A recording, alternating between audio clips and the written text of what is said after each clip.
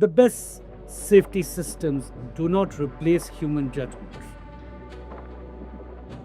Can technology really reduce human error? I want to start this one with the honest answer most tech companies will not give you. No, technology does not eliminate human error.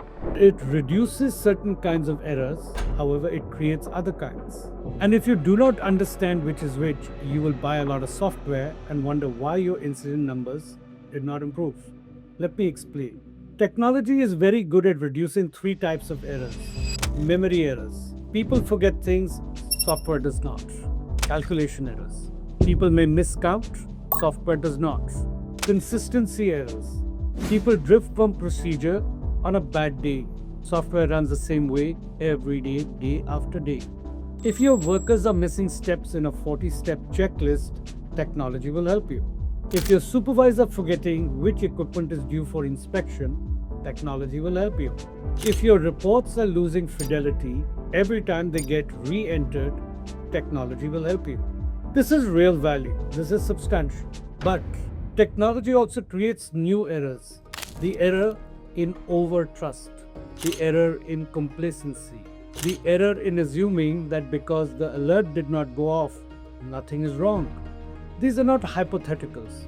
They are documented across aviation, across medicine, and in our own industry.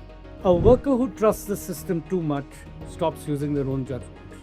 A supervisor who relies only on the dashboard stops walking the floor. A leader who sees green stops before asking questions. This is the truth nobody in this industry likes to talk about. The best safety systems do not replace human judgment. They should sharpen it. They give people better information and then trust them to make the call. At Quantum, this is something we fought over internally when we built Kavach. Every time we added an automation, we asked ourselves a single question. Does this free the human to think, or does it stop them from thinking? If the answer was the second one, we removed it. So when you ask, can technology reduce human error? The honest answer is this: yes, if the technology is built to support the human, to assist him to think.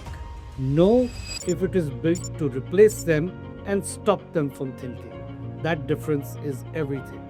My name is Arjun, and I am the CEO of Quantum.